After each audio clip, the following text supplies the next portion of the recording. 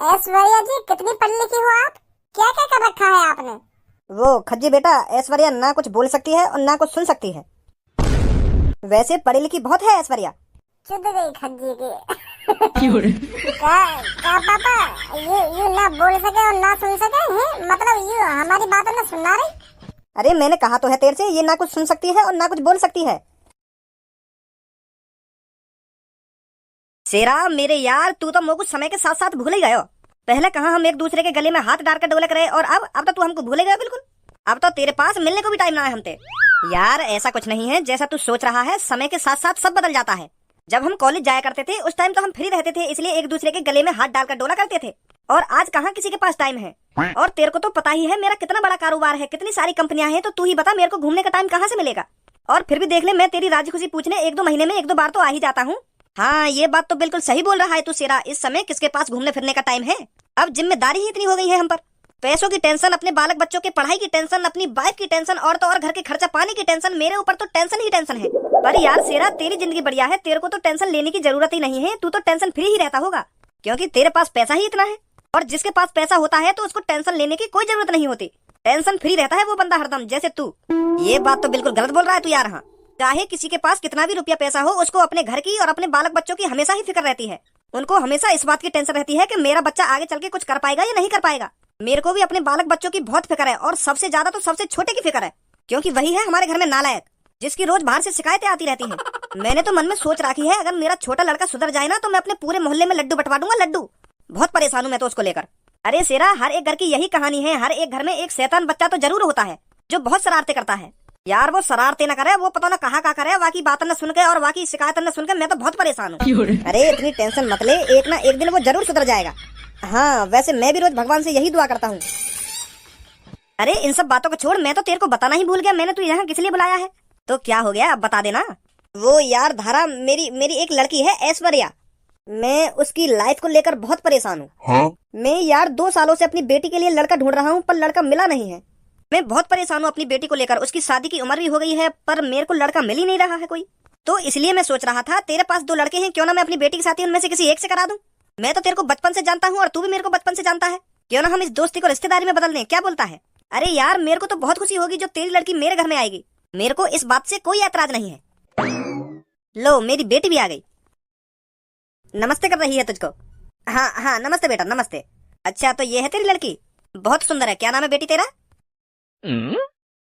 बेटी नाम क्या है तेरा? अरे बेटी, मैंने तेरे से तेरा नाम ही तो पूछा है, रो क्यों रही है? अरे वो क्या है ना, मेरी बेटी बोल नहीं सकती। ये बचपन से ही ना कुछ बोल सकती है और ना ही कुछ सुन सकती है। अब मैं तेरे को सच बताऊं तो इसलिए मेरी बेटी के लिए कोई लड़का नहीं मिल रहा है। वैसे बहुत संस्कारी है मेरी बेटी, पढ़ी लिखी भी है, पर प्रॉब्लम यह है ना, ये ना कुछ बोल सकती है और ना कुछ सुन सकती है। अब देख ले यार, तू मेरी बेटी तेरे सामने खड़ी है और जो कुछ बात है वो सब मैंने तेरे को बता ही दिया है। और अगर तेरे को भी मेरी बेटी अच्छी नहीं लगी है तो शादी के लिए मना कर सकता है तू। वैसे भगवान ने कोई ना कोई लड़का तो बनाया होगा मेरी बेटी के लिए। सही बोल रहा हूँ ना मैं? अरे तू तो अपने मन में कुछ भी सोचे जा रहा है, मैंने कब मना किया है शादी के लिए। मेरे को तो लड़की बहुत अच्छी लगी है। तो क्या हो गया, ना ये बोल सकती है और ना ही सुन सकती है, हम है ना इसे सब कुछ बताने के लिए और समझाने के लिए। पढ़ी लिखी तो है ना, हम इसे लिख के दे दिया करेंगे। मुझे बहुत अच्छी लगी है तेरी लड़की। तो आज मैं अपने बेटे से बात करूंगा, तो तू कल घर पर आ जाना अपनी बेटी को लेकर, ठीक है? हाँ हाँ ठीक है। तो अच्छा मैं चलता हूँ, मेरे को अभी बहुत काम है। तो एक बात और, अपने लड़कों से शादी की बात करने से पहले एक बार बता देना कि मेरी बेटी ऐसी है। अरे यार तू इस बात की बिल्कुल भी टेंशन मत ले, मैं हूं ना। अगर मैं इस शादी के लिए राजी हूँ तो मान ले मेरा बेटा भी राजी है। तो ठीक है, मैं चलता हूँ, कल बात करता हूँ तेरे से। हाँ ठीक है। अरे मेरी बेटी, तू अब भी रो रही है? भगवान जिसके साथ जो करता है अच्छे के लिए करता है, आंसुओं को पहुंच ले बेटी। कल्लो मैं डॉक्टर बनने से बस अब की बार बची ही हूँ। हाँ, अगर मेरे 9-10 नंबर और एक्स्ट्रा आ जाते ना तो आज मैं डॉक्टर बन जाती। मैंने ही कुछ पढ़ाई में कमी कर दी होगी जो मैं अब की बार 9-10 नंबर से रह गई। पर कल्लो मैं मेहनत करती रहूंगी और पढ़ती रहूंगी, मैं भी देखती हूँ मैं कब तक डॉक्टर नहीं बनूंगी। मेरे पापा ने सपना देखा है मेरे को डॉक्टर बनाने का, और मैं उस सपने को पूरा करके ही रहूंगी। जब तक मैं डॉक्टर नहीं बन जाती हूँ ना तब तक मैं हार नहीं मानूंगी, दिन रात पढ़ती ही रहूंगी। बहुत अच्छी सोच है पूनम तेरी। अगर हमारे मम्मी पापा हमको कुछ बनाने के सपने देख रहे हैं ना, तो हमको उस सपने को पूरा करना चाहिए, दिन रात एक कर देनी चाहिए जब तक वो सपना पूरा नहीं हो जाए। मेरे पापा ने तो मुझको कुछ बनाने का सपना देखो ही ना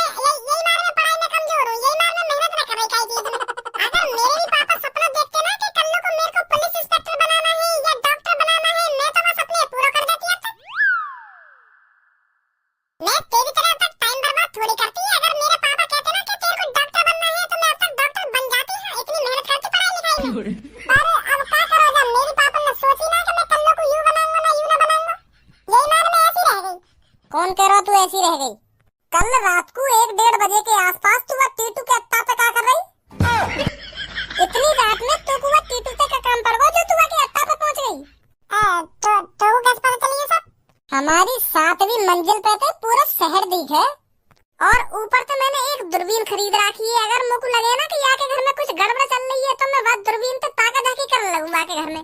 तो ऐसी कल रात मुझको टीटू के घर में गड़बड़ लगी। मुझको आदत है रोज 1-1:30 बजे छत पे घूमने की, तो जब भी मैं रात को छत पे हवा लेने आया करे तो टीटू के घर के सारे बल्ब बंद रह गए और कल बाकी दूसरी मंजिल का बल्ब जल रहा तो मुझको कुछ गड़बड़ लगने लगी। तो जैसे ही मैंने दूरबीन अपनी आंखन पे लगाई तो तू कल्लो कारी गांड वाह के कमरा में घुसी। पहले मैं सोच लगा कि ये कल्लो ना कारी बिल्ली होगी जो ये टीटू के कमरा में घुस गई है। तो फिर जैसे ही मैंने दूरबीन और जूम करी तो तू मुझको साफ दिख गई टीटू के संग कच्ची चोली में। लाल कलर की चोली पहन रखी थी और पीले कलर की कच्ची पहन रखी, जाने तो छेद है रहे। तो जैसे मैं नीचे भाग गया ना तीसरी मंजिल पे अपना मोबाइल लेने, तो जैसे फिर मैं ऊपर आया और अपने मोबाइल को कैमरा खोल कर जैसे मैंने जूम करा तो इतने में काम खत्म है। वो थे कपड़ा पहन लिए और टीटू खुश है तो 500 का जन 2000 का नोट दे रहा आते। क्या कर रही बाकी अट्टा में आधी रात में? तू धंधा कर रही आधी रात में? तो बड़ा मजा आवे आधी रात में यू सब देखने में। मोको यू सब देखने में मजा ना आवे, मोको आधी रात पे छत पे घूमने में मजा आवे। और जब मोको कुछ गड़बड़ लगे तो यही मार मैं दूरबीन पे के घर में ही देख लूं कि यहाँ के घर में कुछ गड़बड़ ना है रही हो, कहीं चोर बोल ना घुस आए। बाद में मैं दिखा तो दूंगा कि यहाँ ने चोरी करी, पर यू टीटू के घर में कच्ची चोर में पता ना क्या गुल खिला रही। तेरे पापा ने तो धंधा वाली बनाने का सपना तो देखो ना होगा जो तू आधी रात में यू सब कांड कर रही है। शर्म ना आवे तो? बहुत देर रह गई, बहुत देर तक सुन लिया तेरी बात ने, अब ये मुंह बंद करना। सुनी शर्म ना आई तो तू एक लड़की बदनाम कर रहा खुले में। अच्छा तो मैं तो को खुले में बदनाम कर रहा हूँ। खा अपनी माँ कसम, तू टीटू के घर पे रह गई कल रात में और तेने वहाँ के कमरा में जाके अपनी कपड़ा न उतारे, तेने लाल कलर की चोली और पीले कलर की कच्ची पहन रखी, जामे तो छेद है रहे। हम कसम तेरे यू सब न करा। और वहाँ के बाद का तो सीन मैंने मिस कर दिया मोबाइल लाने के चक्कर में। अगर मैं वहीं पे खड़ा है दूरबीन से देखता रहता ना तो सब बता देता है क्या करो वहाँ के संग। और एंड में तेरे जन 500 का जन 2000 का नोट लियो टीटू पे। अब कह दो ना लिया मैंने नोट। मोटा खाना खा के झूठा इल्जाम मत लगा बच्ची, हाँ मैं बता रही हूँ तुमको। मैं गई रात में टीटू के घर पे, मेरा रात में चाय पीने का मन करे ना तो मैं वहाँ के घर पे चाय के लिए चीनी लेने गई। चीनी खत्म है हमारे घर पे, तो रात में मेरा बहुत मन कर रहा चाय पीने का, तो मैंने सोची कि मैं टीटू के घर पे ले आऊँ चीनी। तो वहाँ ने मुझे चीनी दी रात में और तू खाम मेरे बारे में गंदी बात कर रहा है। ए मोहम्मद बजावे खामो खा की रात में कपड़ा उतार के तो चीनी ले जावे। गई तो चीनी लेने टीटू के घर में रात में। साफ क्यों ना बता रही तो अपनी दुग्गी पिलवाने गई पैसे के चक्कर में। टीटू ने तेरी दुग्गी तेल पूल के 500 का नोट दे के भगा दी होगी तू। मेरे को भज्जी तेरे से ये उम्मीद बिल्कुल भी नहीं थी कि तू मेरे सामने कल्लो से इतनी घटिया बातें करेगा। अब जितनी जल्दी हो सके उतनी जल्दी मेरी नजरों के सामने से निकल जा तू। हाँ पूनम मैं कुछ गलत थोड़ी बोल रहा हूँ, जो कुछ रात में मैंने देखो वही बात बता रहा हूँ मैं। तो विश्वास ना मेरी बात पे। मैंने कहा ना तेरे से चुपचाप मेरी नजर के सामने से निकल जा। मैंने सच में ये दूरबीन के बाद टीटू के घर जा रहा नहीं जा रहा यहाँ से। भलाई को जमाना ही ना रहे हो। एक तो मैं ये कल्लू की हकीकत बता रहा हूँ और तू मुंह पे गुस्सा उतार रही है। जा रहा है नहीं जा रहा अभी तू यहाँ से? आजा धनुआ, एक तो हकीकत बता रहा हूँ मैं ये कल्लू की और मुँह ये डांट रही है, मुँह कोई भगा रही है अपने पास से, बल्कि ये कल्लू भगाना चाहिए और ये मुँह भगा रही है। जा रहे हैं कोई बात ना। अभी तो पक्ष ले रही है तू यागी, एक दिन तू भी देख लेगी यहाँ का चेहरा यू कैसी है कैसी ना है। अब बताएगा बच्ची तो को। मम्मी पापा ना दिख रहे, पापा कहाँ गए? वो बेटा तेरे पापा अपने एक पुराने दोस्त से मिलने गए हैं आज। वो जो पुराने दोस्त हैं वो पापन के बचपन के यार दिखे। हाँ बिल्कुल सही सोचा बेटा तूने। सुबह के गए हैं तेरे पापा, बस अब आने ही वाले होंगे। मोगो कुछ बात करनी पापन से। मैं सोच रहा कि पापन से बात करके अपने दोस्त के संग कहीं घूमने लेकर जाऊं। पापन से भी पूछना जरूरी है ना, मेरे सगरे दोस्त विदेश घूमने जा रहे हैं तो मैं भी सोच रहा हूँ मैं भी चला जाऊँ उनके संग।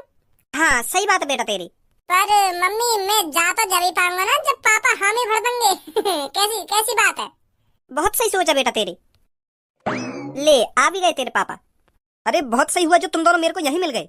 वो पापा मोको तुमसे कुछ बात करनी है। तू अपनी बात है मोको बाद में बताइयो, पहले अब तू मेरी बात सुन।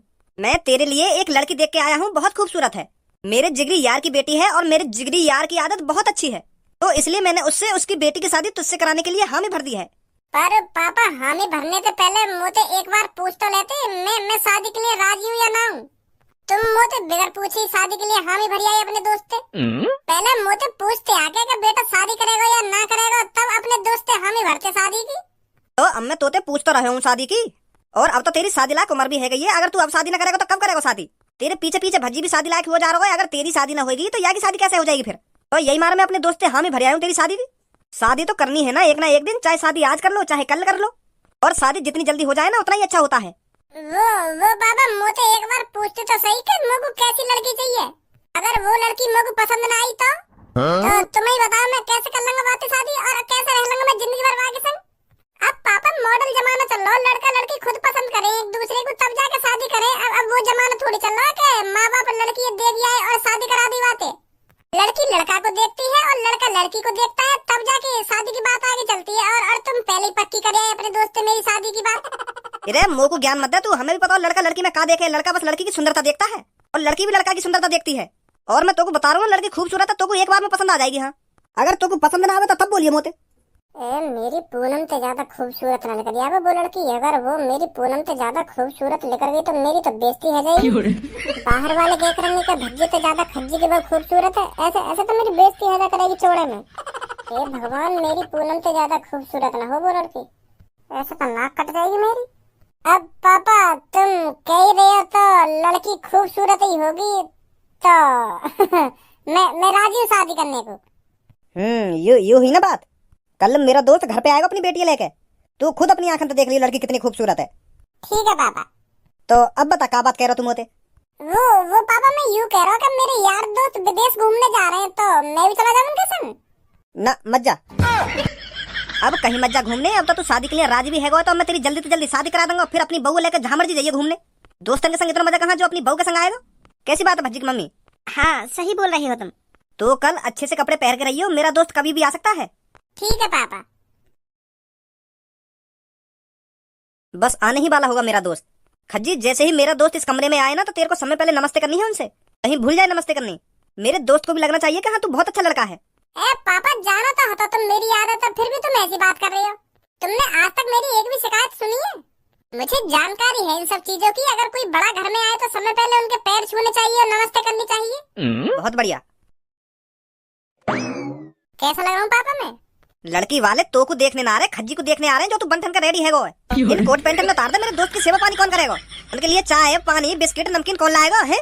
आगे तो यहाँ पे 3 पीस न पैर के। पापा तुम भी पता ना कैसी बात कर रहे हो। यू बात तो मुझे भी पता है कि खज्जे देखने वाले आ रहे हैं। अब तुमका चाहो कि मैं उनके सामने ऐसी कंजर बन के खड़ा रहूं, बेइज्जती करवा लूं उनके सामने। जो वो अपने घर पे जाके अपनी लड़की से कहे कि उनका छोटा लड़का तो बहुत गंदा रह रहा है, नहाए धोए भी न जाएगा। उतारिए 3 पीस में ना उतारिए 3 पीस में।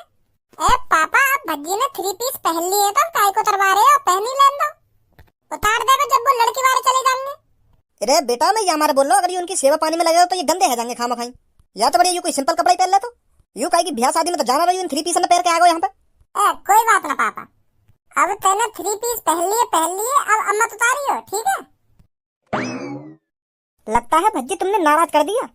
नाराज होने वाली क्या बात बोल दी मैंने आते? क्या नाराज कर दिया ना? नाराज कर दिया? अरे सब ठीक ठाक हो? नमस्ते अंकल। नमस्ते बेटा नमस्ते। अरे हम तेरा सुबह से इंतजार कर रहे थे, कहाँ रह गया था? अरे यार आने में तो देरी हो ही जाती है। अरे चल कोई बात नहीं बैठो। अरे बेटी तू क्यों खड़ी है, तू भी बैठ जा। खज्जी बेटा देख ले, ये है वो लड़की जो तेरे सामने बैठी है जिससे तेरी शादी होगी। पसंद है तेरे को लड़की? हाँ पापा पसंद है मुझको। मैं तेरे को पहले ही बोल रहा था लड़की खूबसूरत है, तेरे को एक बार में पसंद आ जाएगी। हाँ पापा वाकई में बहुत खूबसूरत है ये। यू तो सच में पूनम से ज्यादा खूबसूरत है। क्या नाम है आपका? है क्या नाम है आपका बताइए ना। अरे आप शर्माइए मत, नाम बताने में कैसे शर्माना है। जितनी ये खूबसूरत है नाम भी उतनी खूबसूरत हो गया को। अरे बेटे ऐश्वर्या नाम है बेटी का। यार की तो शक्ल भी हीरोइनी जैसी है और नाम भी हीरोइनी जैसा है। ऐश्वर्या मुझे लगा कि बोली भी हीरोइनी जैसी होगी। ऐश्वर्या जी कितनी पढ़ी लिखी हो आप? क्या क्या कर रखा है आपने? वो खज्जी बेटा ऐश्वर्या ना कुछ बोल सकती है और ना कुछ सुन सकती है। वैसे पढ़ी लिखी बहुत है ऐश्वर्या। चुद गई खज्जी की। का पापा यू ना बोल सके और ना सुन सके हैं, मतलब यू हमारी बातों में सुनना रही। अरे मैंने कहा तो है तेरे से, ये ना कुछ सुन सकती है और ना कुछ बोल सकती है। बेटी गूंगी बहरी है। पापा बहुत अच्छी है भाभी, करवा दो भैया की शादी इनसे। मुझे तो बहुत अच्छी लगी है भाभी, इन जैसी लड़की यार दुनिया में कहीं न मिलेगी, कितनी खूबसूरत है यू। दोस्तों ऐसी वीडियो देखने के लिए लाइक और सब्सक्राइब